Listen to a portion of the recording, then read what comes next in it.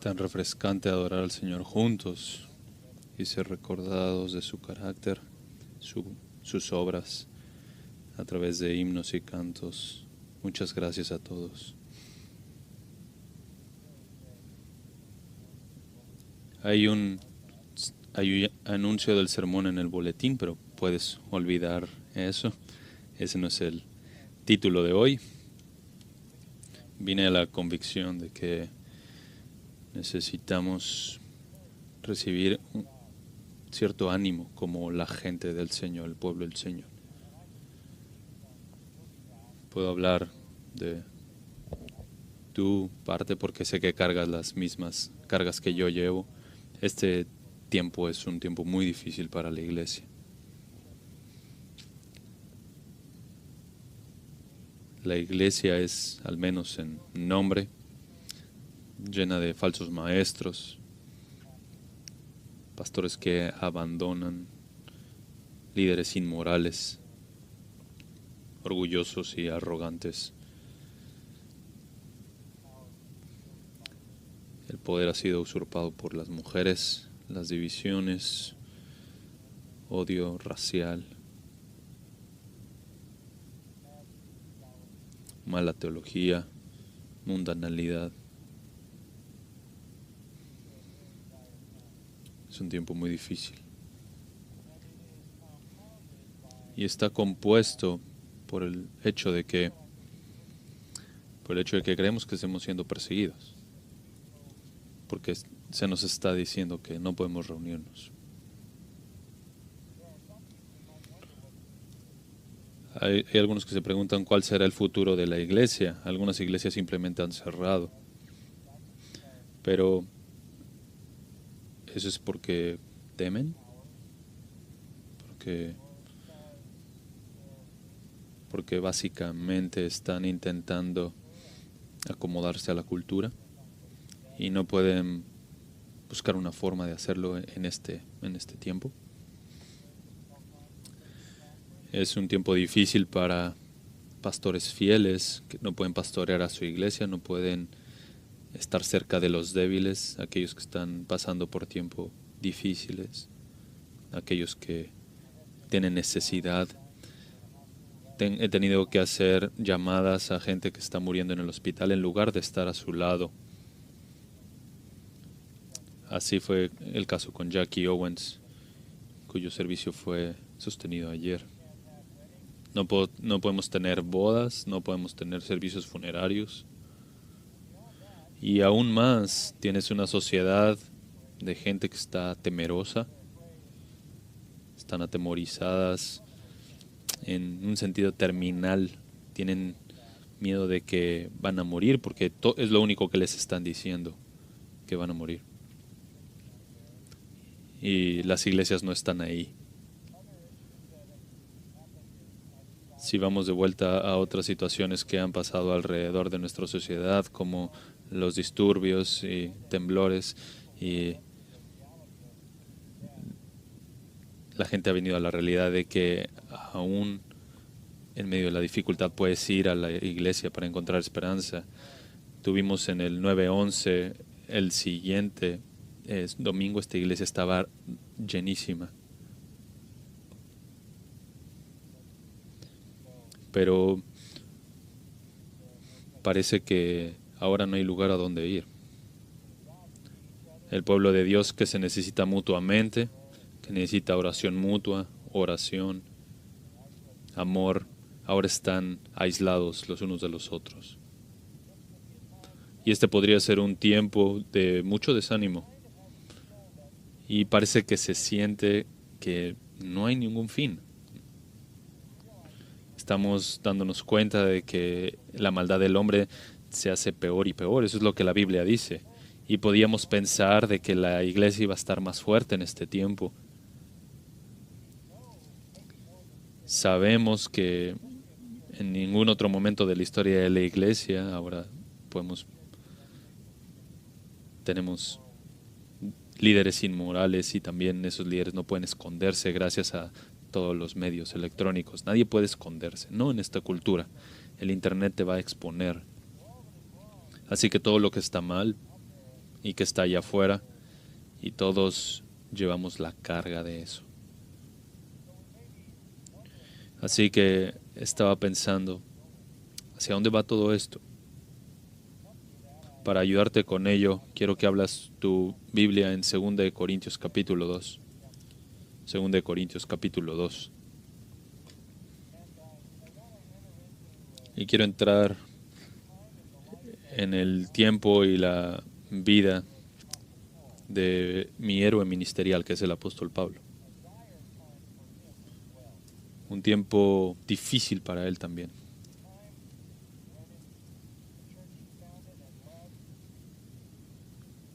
Un tiempo en el que la iglesia que él fundó y él amaba estaba llenándose de falsos maestros, mala doctrina, pecado, divisiones, hostilidad, en muchos niveles, y persecución. Era suficiente todo esto para desanimarle incluso a él. Escucha sus palabras en 2 de Corintios, capítulo 2, versículo 17.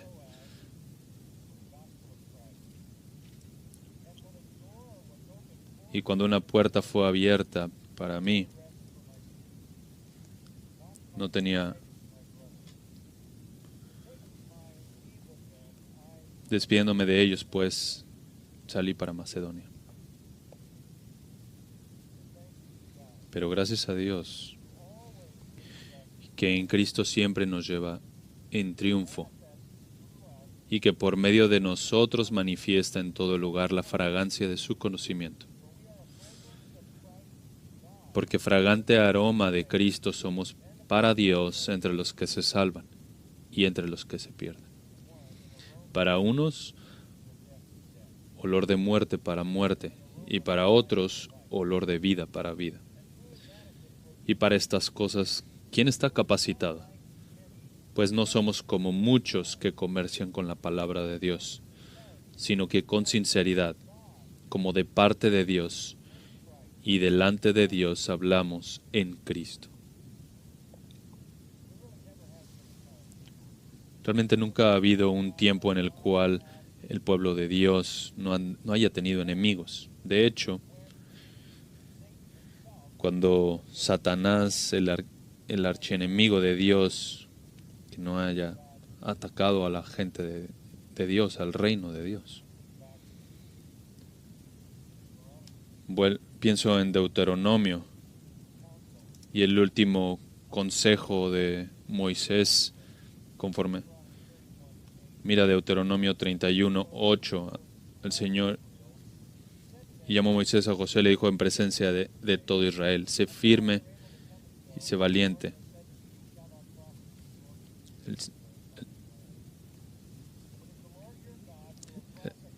El Señor irá delante de ti. Él destruirá esas naciones. Josué es el que pasará delante de ustedes, justo como el Señor lo ha dicho. El Señor hará con ellos de igual manera como hizo como Og en Basán.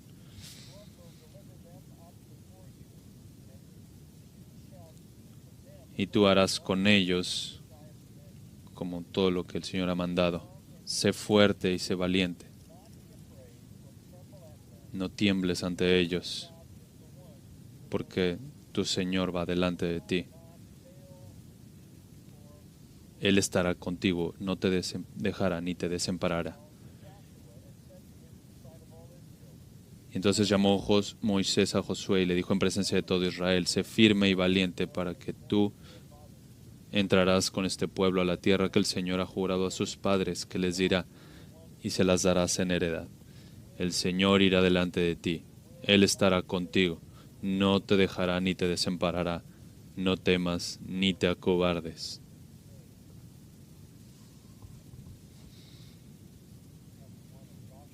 Capítulo 1 de Josué. Versículo 1. Sucedió después de la muerte de Moisés, siervo del Señor, que el Señor habló a Josué, hijo de Nun y ayudante de Moisés, diciendo: Mi siervo Moisés ha muerto, ahora pues levántate, cruza este Jordán, tú y todo este pueblo, a la tierra que yo les doy a los hijos de Israel. Todo lugar que pise la planta de vuestro pie os he dado, tal como dije a Moisés. Desde el desierto y el Líbano hasta el gran río, el río Éufrates, toda la tierra de los heteos hasta el mar grande que está hacia la puesta del sol, será vuestro territorio. Nadie te podrá hacer frente en todos los días de tu vida. Así como estuve con Moisés, estaré contigo, no te dejaré ni te abandonaré. Sé fuerte y valiente, porque tú darás a este pueblo posesión de la tierra que juré a sus padres que les daría. Solamente sé fuerte y muy valiente. Cuídate de cumplir toda la ley que Moisés, mi siervo, te mandó. No te desvíes de ella, ni a la derecha ni a la izquierda, para que tengas éxito donde quiera que vayas. Este libro de la ley no se apartará de tu boca, sino que meditarás en él día y noche, para que cuides de hacer todo lo que en él está escrito, porque entonces harás prosperar tu camino y tendrás éxito. ¿No te lo he ordenado yo? Sé fuerte y valiente. No temas ni te acobardes, porque el Señor tu Dios estará contigo donde quiera que vayas. En segundo de Crónicas, capítulo 32. A punto de ser invadidos por un rey pagano en la tierra de Israel, leemos: Después de estos actos de fidelidad, Sennacherib, rey de Asiria, vino e invadió a Judá y sitió las ciudades fortificadas y mandó conquistarlas para sí. Cuando vio Ezequías que Sennacherib había venido y que se proponía hacer guerra contra Jerusalén, decidió con sus oficiales y guerreros cortar el agua de las fuentes que estaban fuera de la ciudad, y ellos le ayudaron. Y se reunió mucha gente y cegaron todas las fuentes y el arroyo que fluía por la región, diciendo: ¿Por qué han de venir los reyes de Asiria y hallar tanta agua? Y él cobró ánimo y reedificó toda la muralla que había sido derribada y levantó torres en ella. Edificó otra muralla exterior, fortificó el Milo en la ciudad de David e hizo armas arrojadizas y escudos en gran cantidad. Puso también oficiales militares sobre el pueblo, los reunió a su lado en la plaza de la puerta de la ciudad y habló dándoles ánimo diciendo: Sed fuertes y valientes, no temáis ni os acobardéis a causa del rey de Asiria, ni a causa de toda la multitud que está con él, porque el que está con nosotros es más poderoso que el que está con él.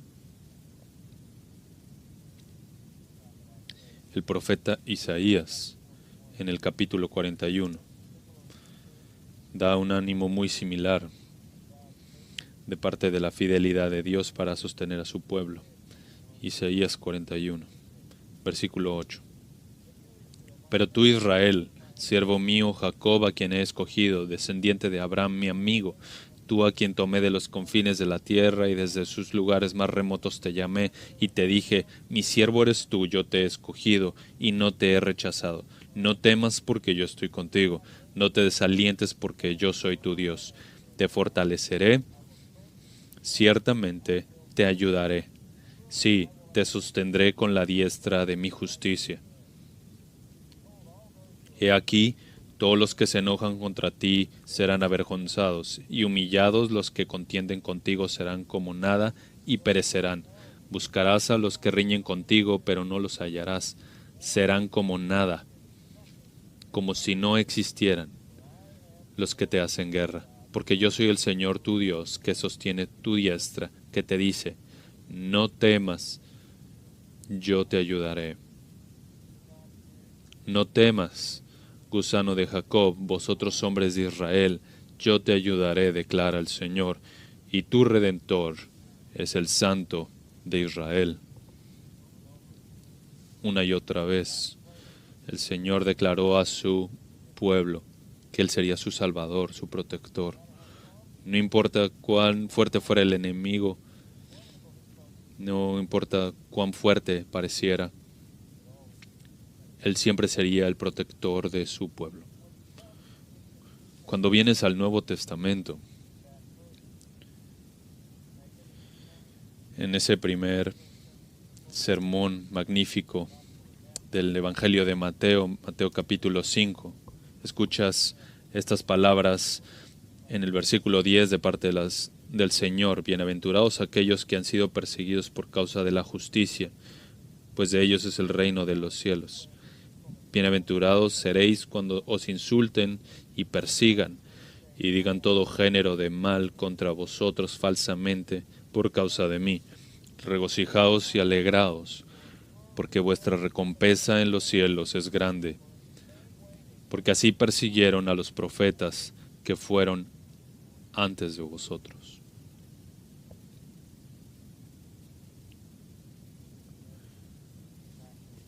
Y después en el Evangelio de Juan, al final de su ministerio, ahí en el capítulo 15, versículo 18. Ahí les dice en esa última noche: si el mundo os odia, sabéis que me ha odiado a mí antes que a vosotros. Si fuerais del mundo, el mundo amaría lo suyo. Pero como no sois del mundo, sino que yo os escogí de entre el mundo, por eso el mundo os odia. Acordaos de la palabra que yo os dije: un siervo no es mayor que su señor. Si me persiguieron a mí, también os perseguirán a vosotros. Si guardaron mi palabra, también guardarán la vuestra. Pero todo esto os harán por causa de mi nombre, porque no conocen al que me envió. Si yo no hubiera venido y no les hubiera hablado, no tendrían pecado, pero ahora no tienen excusa por su pecado. El que me odia a mí, odia también a mi Padre. Si yo no hubiera hecho entre ellos las obras que ningún otro ha hecho, no tendrían pecado. Pero ahora las han visto y me han odiado a mí y también a mi Padre.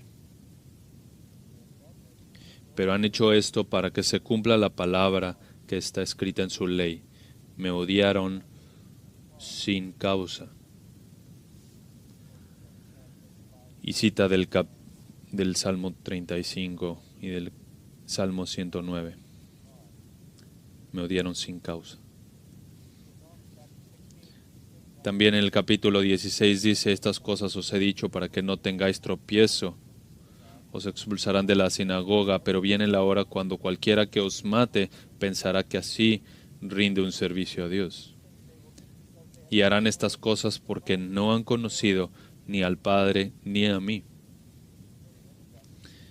Y al final de ese capítulo 16, versículo 33, estas cosas os he hablado para que en mí tengáis paz. En el mundo tenéis tribulación, pero confiad, yo he vencido al mundo.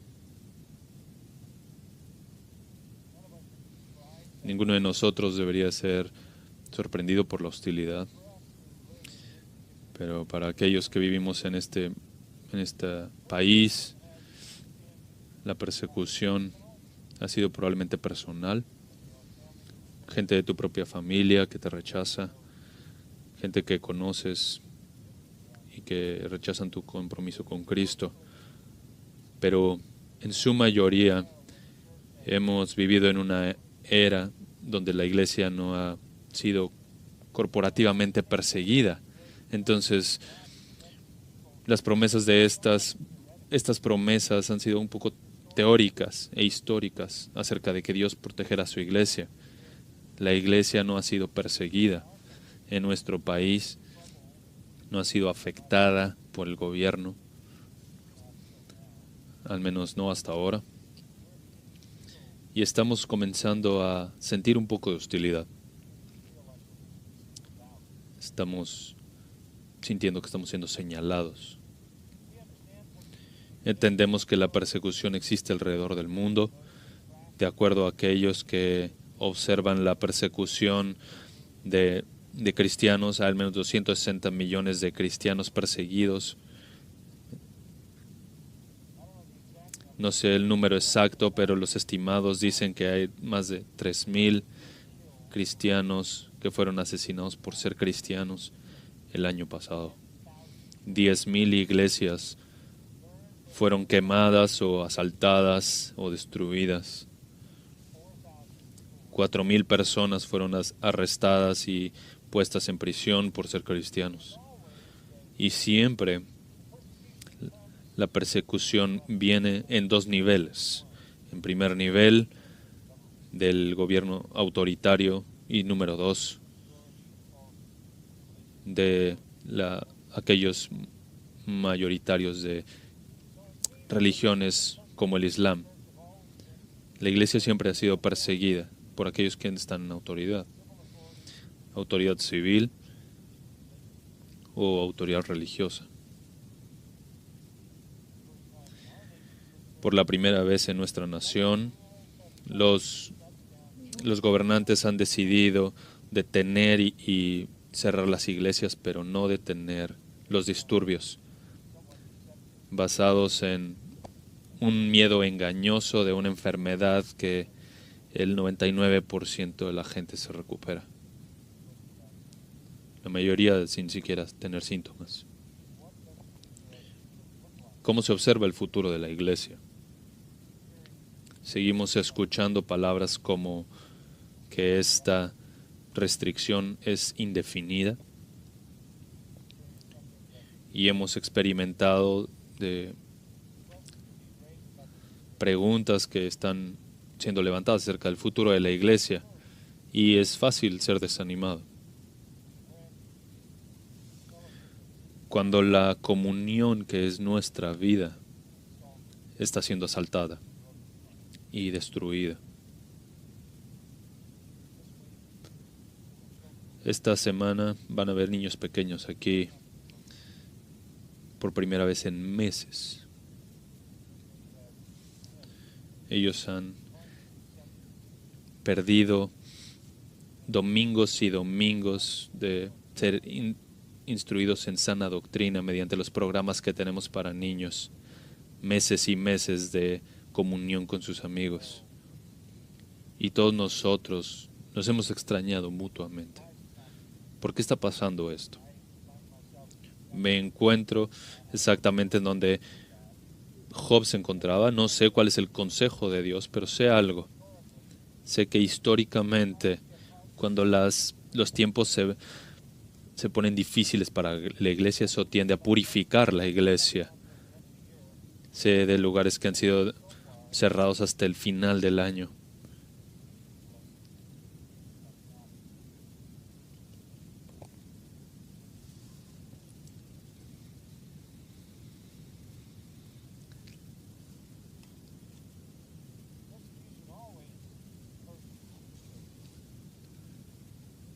La persecución siempre purifica a la iglesia. Y más importante es lo que una iglesia fiel hace. Bueno, lo estás experimentando ahora.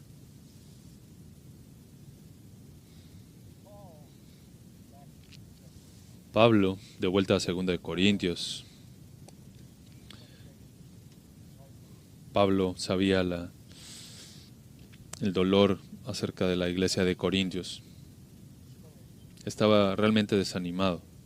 De hecho, en el capítulo 7 de esta carta, en el versículo 6, dice que estaba deprimido.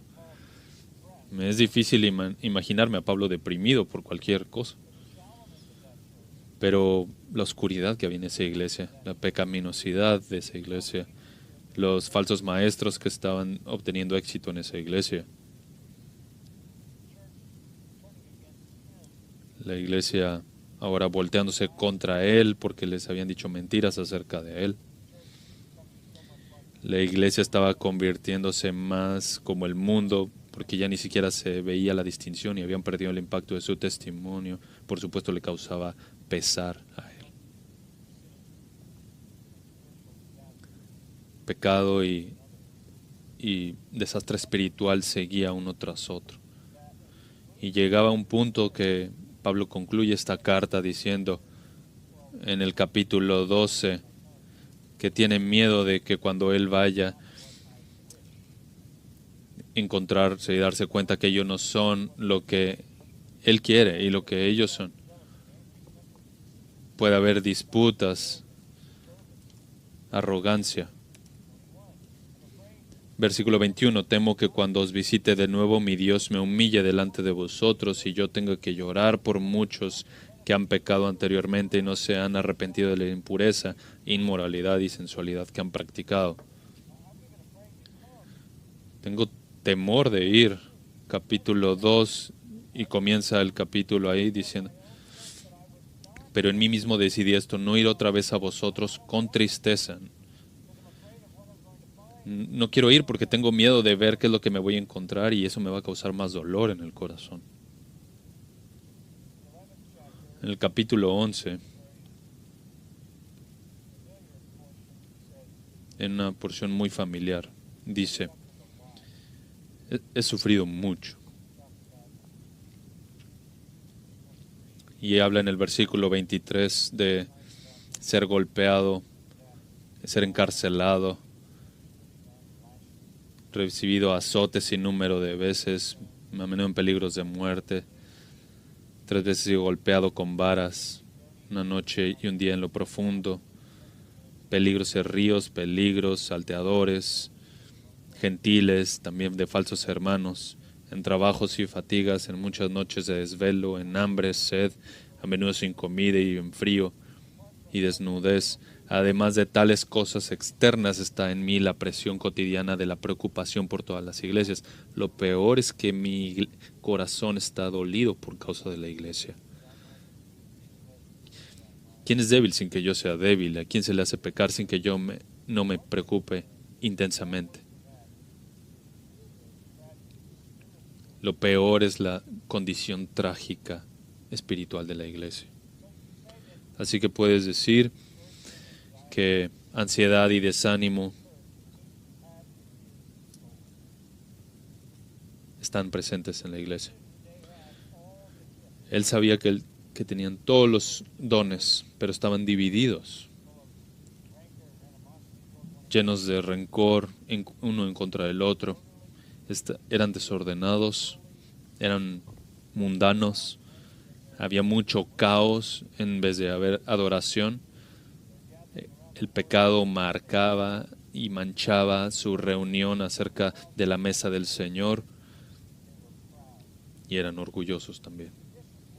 Las condiciones eran tan malas que Apolos ni siquiera se quedó ahí, ni tampoco regresó, aunque Pablo le animó a hacerlo. Adicionalmente, los falsos maestros habían entrado ahí con éxito y habían engañado a los líderes para reunirse en contra de la fidelidad de Pablo. El carácter de Pablo está siendo atacado, hay una controversia con Pedro, que es discutida también en Gálatas, ha sido atacado. Problemas doctrinales, el uso de los dones están mezclados con pecado, incesto también. Todo esto les llevaba incluso a cuestionar la resurrección. Esa es una congregación que puede traer dolor a cualquiera que se preocupa por la iglesia. Ni siquiera podía ir. Y por encima de todo esto, en Éfeso, aquellos que le odiaban y odiaban el Evangelio comenzaron un disturbio. Y él está preocupado al mismo tiempo por esta iglesia. Algunos creen que incluso tenía una enfermedad fatal. Él necesitaba ser animado, ser confortado. No es difícil entender su dolor, porque su dolor se convierte en un modelo para nosotros de cómo responder en un tiempo en donde la iglesia está en una condición desastrosa. ¿Cómo lidias con todo esto? Y especialmente era su dilema porque les amaba mucho, como lo vemos ahí en el capítulo 2, versículo 4. Pues por la mucha aflicción y angustia de corazón os escribí con muchas lágrimas, no para entristeceros, sino para que conozcáis el amor que tengo especialmente por vosotros. El amor siempre intensifica el desánimo, ¿a poco no? El amor siempre lo intensifica. Su corazón está realmente en el borde de estar roto. Dice palabras muy similares al final del capítulo 12, versículo 15. Y yo muy gustosamente gastaré lo mío, y aun yo mismo me gastaré por vuestras almas. Si os amo más, ¿seré amado menos? ¿Recibo menos amor por yo amarles más? Entonces envió a Tito. Y envió a Tito para buscar cómo respondían a su primera carta, Primera de Corintios. E incluso una segunda carta que no está incluida en el Nuevo Testamento, pero él hace referencia a esta carta. Él quería saber cómo es que estaban respondiendo al ánimo en los 16 capítulos de 1 Corintios e incluso la segunda carta.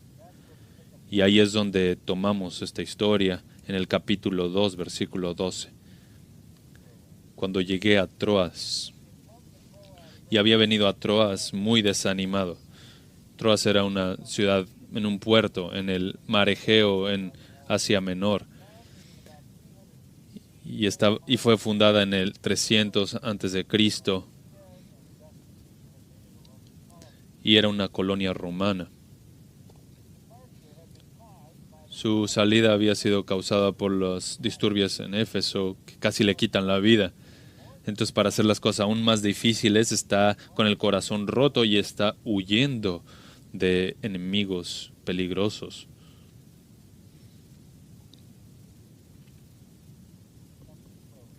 Él viene a Troas y también ha estado ahí, como lo vemos en Hechos 16, pero no había una iglesia.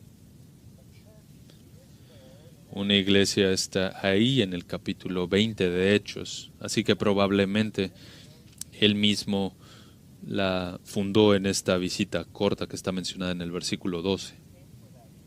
Vino por esta razón. Cuando llega a Troas, dice, para predicar el evangelio de Cristo, para evangelizar lo que él siempre hacía. Ir a la sinagoga, predicar el evangelio a los gentiles y a aquellos que habían creído, entonces establecer una iglesia. Y de forma maravillosa, fue una puerta abierta, una oportunidad para el evangelio, para evangelizar. En otras palabras, no fue estratégicamente diseñada por Pablo como si él tuviera una metodología, sino que el Señor le había abierto esa puerta. El Señor iba delante de él. El Señor estaba haciendo el trabajo en ese tiempo corto que él tenía ahí en Troas. Por supuesto, debió de haber predicado para saber que la puerta estaba abierta. Él sabía de puertas abiertas. También habla de ello en Hechos capítulo 14, también en Colosenses, acerca de una puerta abierta para el Evangelio, para la palabra. Así que hay una puerta abierta aquí para el evangelismo. No significa que no va a haber adversarios, pero la puerta está abierta. Así que debe de predicar el Evangelio y ver la respuesta. Y era obvio que el Señor estaba respaldándolo porque algunos debieron de haber creído. Y entonces es esta iglesia que aparece más tarde en los capítulos finales de Hechos. Esta debió haber sido la mejor de las situaciones para un evangelista desanimado. Encontrar un lugar en donde el Señor abriera la puerta. Y podrías pensar que aquí es donde me voy a quedar. Pero no así. Mira el versículo 13. No tuve reposo en mi espíritu. Esa es una afirmación muy interesante. No tuve reposo en mi espíritu. No hay reposo. Como les dije más temprano, él define eso en el capítulo 7, versículo 7, capítulo 7, como estar deprimido. No podía recuperarse de todo lo que había pasado en la iglesia de los Corintios. ¿Ellos le amarían? ¿Le escucharían? ¿Se arrepentirían? abandonarían su carnalidad y mundanalidad y sus divisiones, se arrepentirían de su incesto, cesarían las divisiones, quitarían las discusiones acerca de el matrimonio y el divorcio, se regresarían de los ídolos, cuidarían la mesa del Señor, abandonarían la inmoralidad sexual, disciplinarían a aquellos que pecan y sacarían a los falsos maestros. Y todo esto estaba en su corazón porque les amaba profundamente, aún con una puerta abierta en Troas. Y no tenía reposo para su alma aún ahí en Troas, porque no encontró a Tito, mi hermano. Tito estaba de vuelta a encontrarse con Pablo, de vuelta de Éfeso, y Tito iba a llevar el reporte de cómo habían respondido a las cartas anteriores, pero aún tenía ese dolor en su corazón con esas preguntas porque no había visto a Tito. Ese es un tiempo difícil, peligroso para el predicador. Su corazón está en peligro de rebelión. Y cuando se abre la puerta ni siquiera puede ir.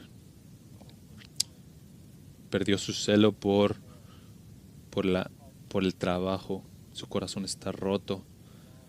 Todo parece que ha estado mal. No hay gozo.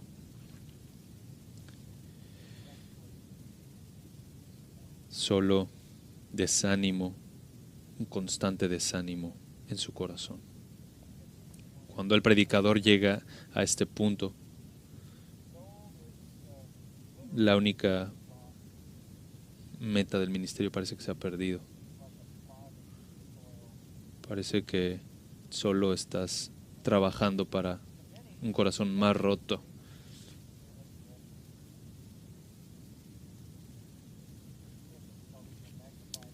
Hay dificultades que se están haciendo más y más, están saliendo de proporción, y el ministerio incluso parece ahora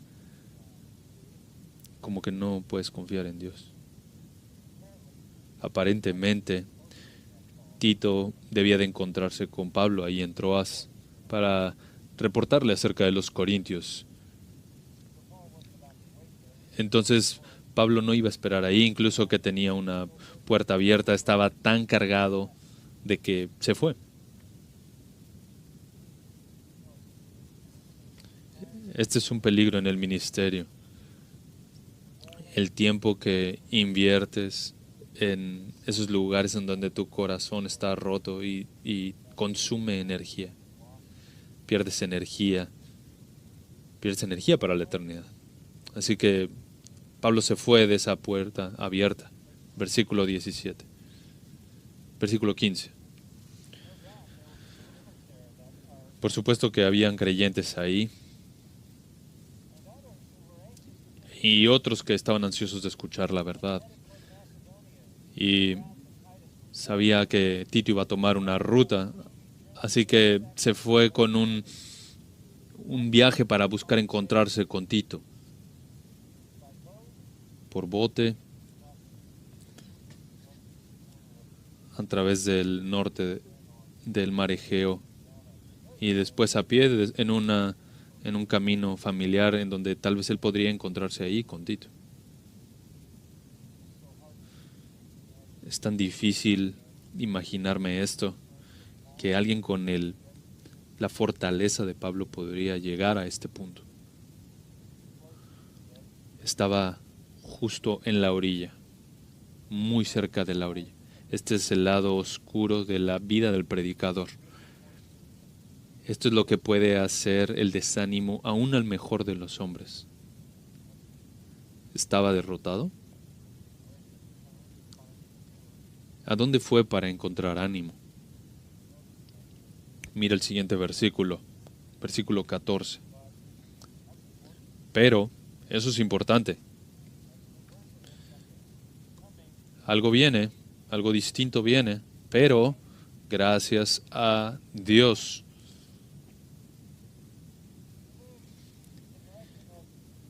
Él se mueve en la dirección del ánimo al moverse de sus problemas hacia Dios.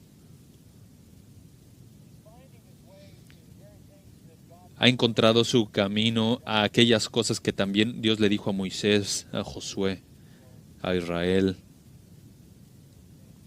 Las mismas cosas que escribió Isaías. Sé fuerte y valiente. El Señor está contigo.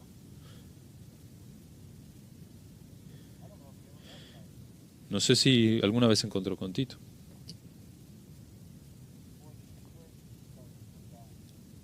pero aún el ánimo vino antes. Él se encontró con Tito en el capítulo 7.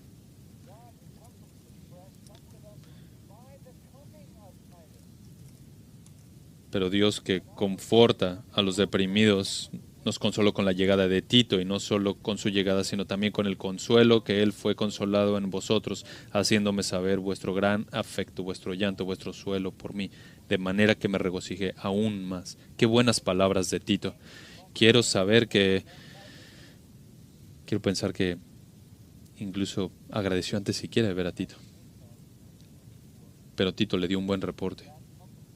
Y eso animó a Pablo en gran manera. Pero el reporte fue parte de su gozo, pero no fue lo único. Porque incluso sabía que escuchar de Tito iba a haber una resistencia en la iglesia de Corintios, de aquellos que iban a regresar seguramente ahí a la iglesia de Corinto. Entonces, ¿a dónde fue a encontrar gozo permanente? No podía ser únicamente en el reporte de los Corintios, porque eso podría ser solamente una realidad temporal. ¿Hacia dónde se dirige? Pero gracias a Dios. ¿Por el reporte de Tito? No.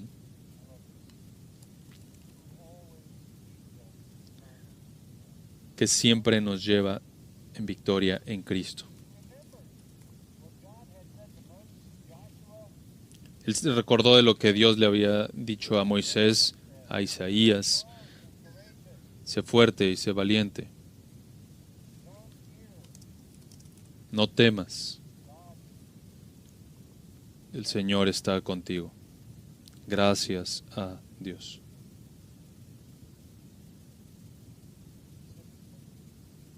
¿Qué significa esto específicamente?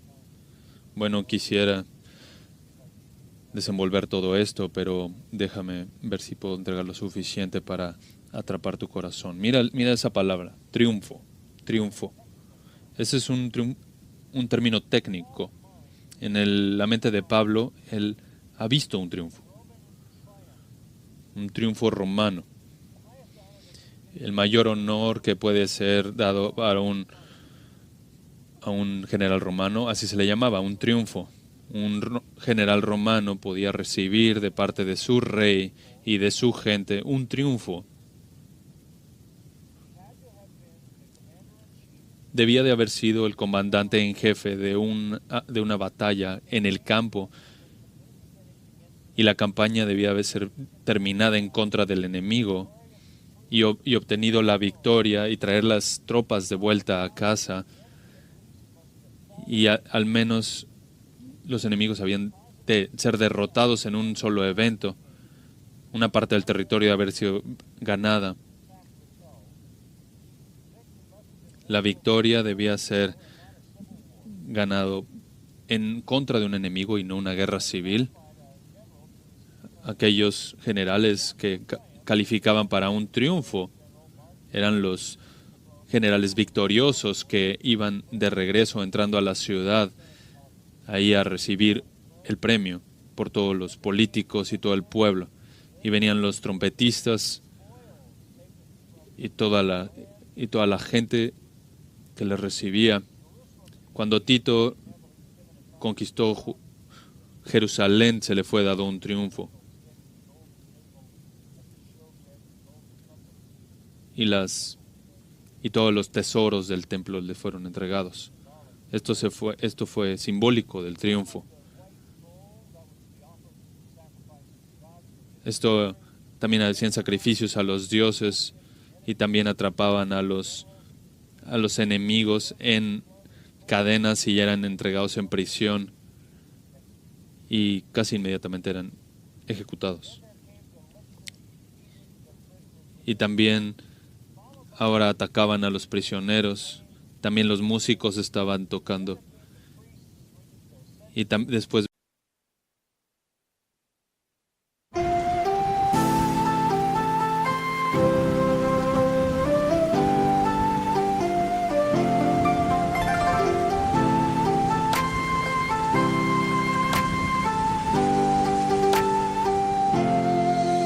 là một hôm trời đổ cơn mưa rào, em đi câu biệt ly còn chưa chào, quên môi hôn nắm say cái nắm tay, quên những ái ân lẫn giận hờn vừa trao. Em ơi tình đầu còn nhiều bỡ ngỡ, sao lại đành lỡ dở. Anh không biết sóng bắt đầu từ đâu, nhưng sóng quá lớn thì cuộc yêu vỡ bờ. Em ơi giấc mộng chưa thành đã dở dang, ngậm đắng nuốt cay nhìn trời mà thở than. Có lẽ nhân duyên sắp đặt sự lỡ làng, anh không bằng lòng nhưng đâu thể gỡ gạt.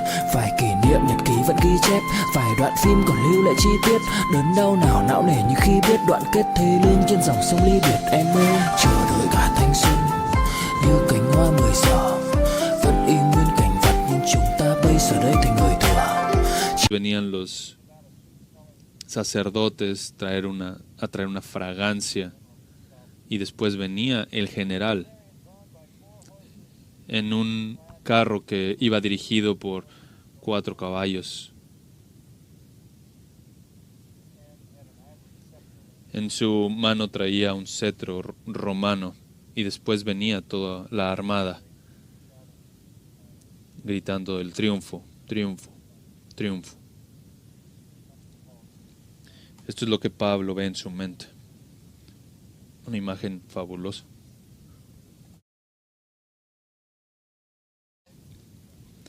Que en Cristo siempre nos lleva en triunfo. Gracias a Dios. Pablo recuerda que Cristo gana. 3 aspectos de esto se hacen claros. Le da gracias a Dios por el privilegio de estar en el ejército del Cristo triunfante. Gracias a Dios que Cristo siempre nos lleva en triunfo.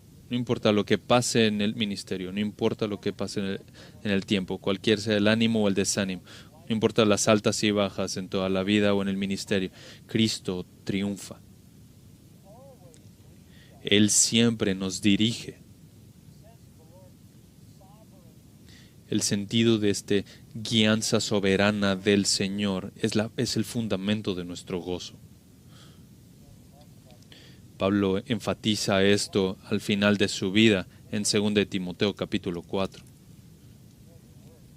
Unas palabras familiares para nosotros ahí en el versículo 16. En mi primera defensa nadie estuvo a mi lado, sino que todos me abandonaron. Que no se les tenga en cuenta, pero el Señor estuvo conmigo y me fortaleció, a fin de que por mí se cumpliera cabalmente la proclamación del mensaje y que todos los gentiles oyeran, y fui librado de la boca del león. El Señor me librará de toda obra mala y me traerá a salvo a su reino celestial. A Él sea la gloria por los siglos de los siglos. Amén. Esta es tu firma final, es la firma final de Pablo. Es suficiente vestir el uniforme y marchar detrás del Cristo victorioso. Cristo gana. Él dirige a su pueblo al triunfo. En 1 Timoteo, capítulo 1, dice que da gracias a Cristo porque le consideró fiel para ponerle en el ministerio, aun habiendo sido yo antes blasfemo, perseguidor y agresor.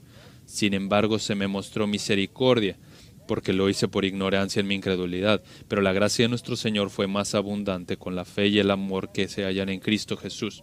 Palabra fiel y digna de ser aceptada por todos. Cristo Jesús vino al mundo para salvar a los pecadores, entre los cuales yo soy el primero. Sin embargo, por esto hallé misericordia, para que en mí, como el primero, Jesucristo demostrará toda su paciencia como un ejemplo para todos los que habrían de creer en Él para vida eterna. Por tanto, al Rey eterno, inmortal, invisible, único Dios, a Él sea honor y gloria por los siglos de los siglos. Amén. Pablo terminó su vida con claridad acerca del triunfo. Gracias, Padre, por ponerme el uniforme y ser parte del ejército triunfante de Cristo. Él sería como Romanos capítulo 8, un conquistador todopoderoso. Seguimos a nuestro conquistador no como prisioneros, sino aquellos que son parte del triunfo, que han triunfado sobre la muerte, el pecado y el infierno. Cristo ganará. Apocalipsis dice que Él regresará como Rey de Reyes y Señor de Señores, y Él reinará. Cristo gana, y nosotros ganamos con Él. Estamos en el triunfo. Estamos en esa victoria, en ese ejército victorioso. Habrían también, como les mencionaba más temprano, estos sacerdotes que tenían incienso y también mujeres que echaban flores delante de los generales.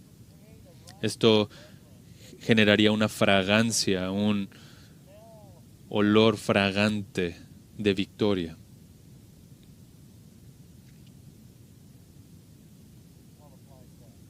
Pablo aplica esto. Gracias a Dios que en Cristo siempre nos lleva en triunfo y que por medio de nosotros manifiesta en todo lugar la fragancia de su conocimiento. Manifiesta por medio de nosotros la fragancia de su conocimiento en todo lugar. Esto nos lleva a una segunda razón para estar agradecidos, no solamente porque vamos marchando con el Cristo victorioso, sino también darle el privilegio por tener una influencia eterna, por el privilegio de tener una influencia eterna.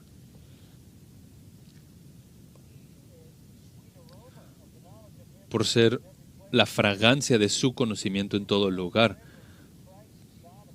porque somos fragancia de Cristo, también para los que se salvan y a los que se pierden, para unos olor de muerte para muerte y otros olor de vida para vida. Y para estas cosas, ¿quién está capacitado?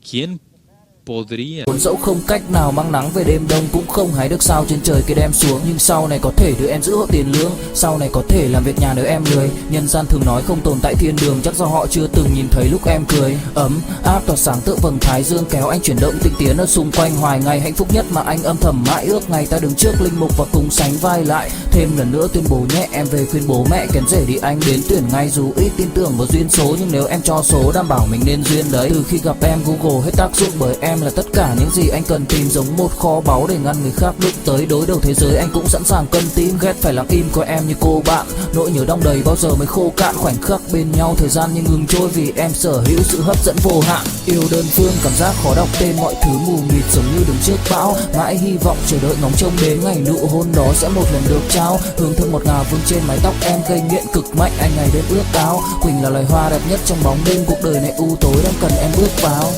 Đưa cho anh cái bản đồ vì anh sắp lạc bên trong đôi mắt kia. Hãy đưa cho anh cuốn từ điển vì cảm xúc này anh không thể cắt nghĩa. Chuẩn bị đưa anh. Imaginarse que sería tan valioso.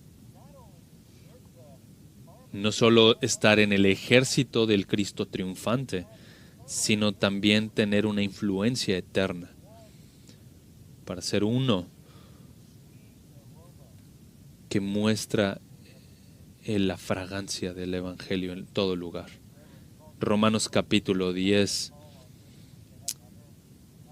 ¿Y cómo irán si nadie les predica?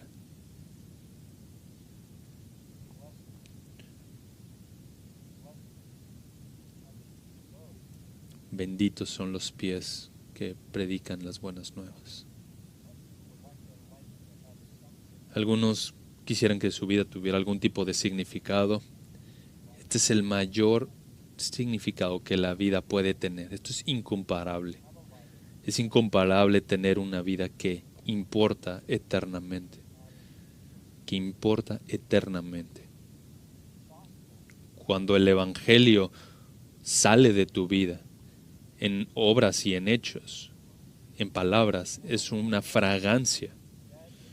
Y quiero que veas que es una fragancia primeramente para Dios. Versículo 15, porque fragante aroma de Cristo somos para Dios. Antes de que pienses cómo afectas a la gente, debes de entender que la fidelidad a la predicación del Evangelio, a la luz de tus obras y de tus palabras como ante el emperador del cielo. La fragancia de una persona piadosa, de una vida piadosa, se asciende hacia Dios mismo. Esa debe de ser nuestra ambición. Pablo dice que debemos de ser agradables para Él. Segunda de Corintios capítulo 5, versículo 9. Entonces, gracias a Dios. Porque podemos estar en el triunfo, sin importar el rol que tengamos, sin importar cuál sea mi contribución, solamente poder estar en el ejército que lleva el uniforme de mi rey. Y ahora tener una vida que es un fragante aroma para Dios. ¿Quién está capacitado para esto? Pero aún más que ser agradables para Dios, tener una vida que tiene un impacto eterno en la gente que nos rodea. No solamente una fragancia de Cristo para Dios, sino también para los que se salvan y entre los que se pierden. Para unos olor de muerte para muerte y otros olor de vida para vida. En otras palabras, esto es vital, esto debes de entenderlo. Hay algunos que están siendo salvos y hay otros que se están perdiendo. Este lenguaje también Pablo lo usa en Primera de Corintios cuando dice que la predicación de la cruz es poder de Dios para los que se salvan y condenación para los que se pierden. Hay dos categorías, los que se salvan y los que se pierden.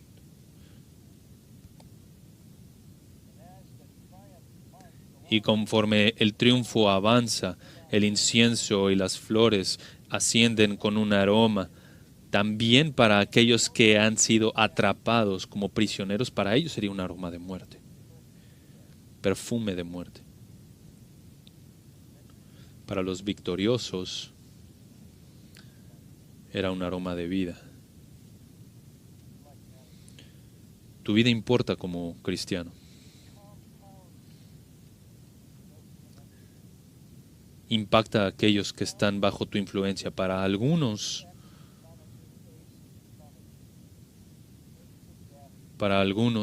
olor de muerte para muerte y para otros, olor de vida para vida. Esto es como una forma hebraica de pensar. Son superlativos. Tu vida, predicando el Evangelio,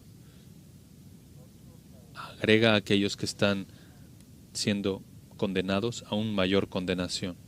Para aquellos que están siendo salvos, aún mayor recompensa. Esa es una realidad maravillosa. La mayoría de los cristianos asumen que el único momento en que tu vida cuenta es cuando alguien cree, pero mira Primera de Pedro. Aquellos que creen en Él no serán perdidos. Pero para aquellos que no creen, esta piedra que fue rechazada por los constructores y roca de escándalo y piedra de tropiezo, pues ellos tropiezan porque son desobedientes a la palabra y para ellos estaban también destinados. Recibir a Cristo, vida para vida. Rechazar a Cristo, muerte para muerte. El mismo aroma que puede traer muerte y que puede traer vida. Los judíos en el tiempo antiguo escribían que así como la abeja reserva la miel para sí mismo, y decían que la palabra de los toros era como el elixir de la vida, y para otros eran un veneno para las naciones. Así como el sol brilla sobre un árbol y para unas trae vida y para otras trae muerte. Si algunas están conectadas con el árbol, les va a dar más fruto y algunas otras les va a traer muerte. Khi say anh thường hãy nhắc về em, mong khỏa lấp những u tối. Khoảnh khắc về đêm nghe lại bài ca ngày xưa cũ, ta hát về nhau nhớ những giấc mơ ta từng ước. To tát về sau và đó là khi mà anh dần lụy là không làm chủ chính mình. Thấy không gian trở nên tồi tệ, mọi thứ bao phủ chính mình.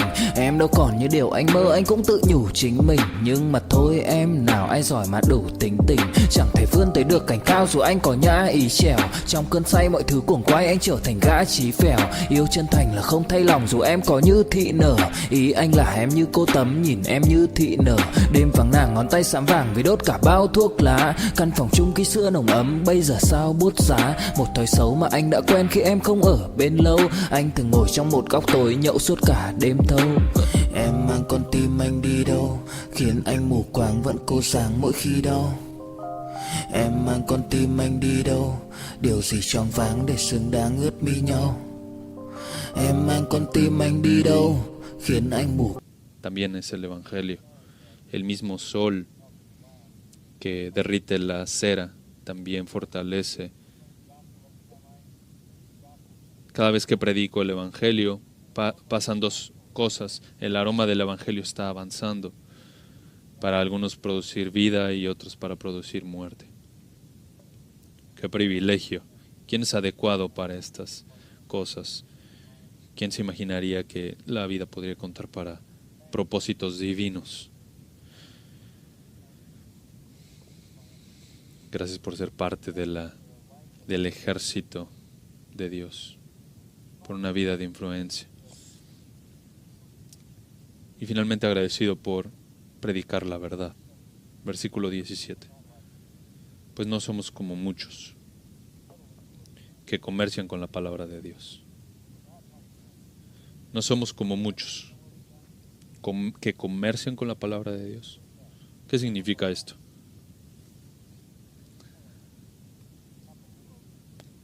Kapalú significa corromper.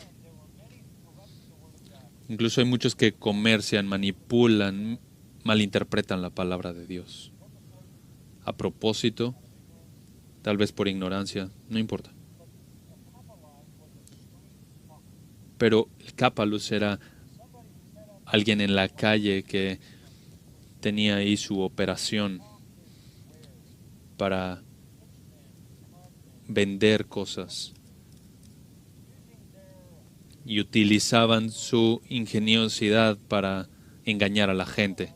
El Kapalus era alguien que negociaba por lucro y sacaba dinero a aquellos que les vendía. Todo lo hacían por lucro propio y lo más seguro es que vendían vino rebajado por un precio barato. Y por supuesto podían venderlo ahí con bastante inteligencia, que eso era lo que utilizaban. Estaban rebajando la verdad, estaban degradando la verdad, adulterando la palabra de Dios y adulterándola con otras ideas, con paganismo, con judaísmo, de la misma forma que lo hacen hoy, torciendo y pervirtiendo la escritura para su propio fin. La vida, popularidad, dinero, fraudulentos que adulteran la palabra de Dios.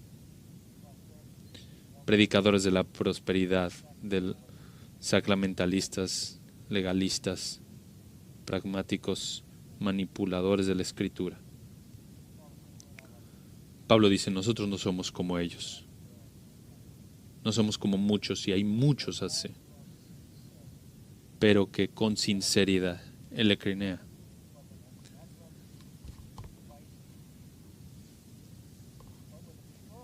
sino que con un corazón puro, como de parte de Dios, venimos ante ustedes con integridad. La única fuente de nuestro mensaje es Dios. Les hablamos en Cristo, de Cristo, como en vista de Dios. Pablo dice, Dios sabe que yo estoy hablando de Él, de acuerdo a su Hijo o acerca de su Hijo. Cualquiera puede predicar un mensaje cualquiera, llenado ahí con sabiduría humana y un poco de inteligencia.